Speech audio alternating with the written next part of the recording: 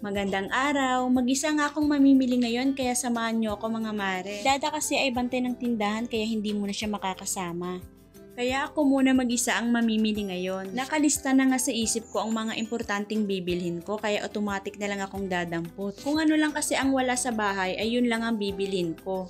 Ganon kasi ako mga mare. Habang may pera, binibili ko talaga kung ano yung mga wala sa bahay. Once kasi magastos na ang pera, hindi mo na mabibili kung ano yung mga kailangan mo sa bahay. Kaya talagang nilulubos-lubos ko talaga. Katulad na lang nitong mga brush, sponge, isa na rin to wala rin sa bahay. At plano ko rin bumili ng lagayan ng basura o trash can dahil nagkakalat talaga mga papel sa bahay. Natatamad kasi nasa kusina ang basurahan. Bumili na nga rin ako ng plangganita, istaka ng tubig sa lababo dahil minsan walang tubig sa bahay. At ang pinaka-importanting bibilin ko ay itong drum istaka ng tubig. Kumuha na nga rin ako nitong basket dahil minsan tambak ang mga labahan. At bago ko makalimutan, bibili din pala ako ng mga payong ng mga anak ko.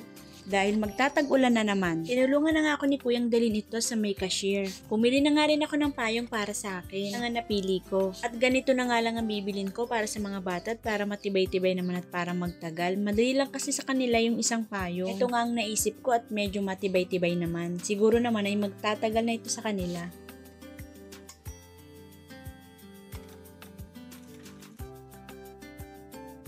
At bibilang ko na nga rin ng bunso ko ng ganito dahil gusto niya yung ganitong tsinelas. Naglibot-libot nga muna ako kung ano pa yung wala sa bahay. Nakita ko nga ito at ilalagay ko sa aming maliit na Christmas tree. Daming magandang pagpipilian pero ito nga yung napili ko, gold para maiba naman. Malapit na talaga ang Pasko at ang lamig na ng simoy ng hangin. Kuha na nga rin ako ng mga pangsabit sa Christmas tree.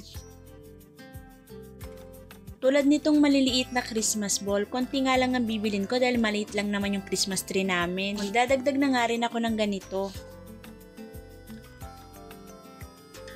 Naalala ko, wala pala kaming can opener. Kaya kumuha na nga rin ako nito dahil minsan nahihirapan ako magbukas ng dilata. Kumuha na nga rin ako nitong gagamitin ng mga bata. At pagkatapos nga, magbabayad na rin ako. Buti na nga lang at meron kaming reseller card at sobrang makakatipid kami. Kapag meron kasing reseller card dito sa amin, pag kasi maka-worth 500 pesos ka, meron kang 10% discount every item. O diba, ang laki ng tipid. Nagpatulong na nga ako kay Kuya para matali yung mga dala ko. At yan nga lang ang mga pinamili ko. Pagkatapos nga matali nila Kuya ay nagpasama na rin ako sa sakayan.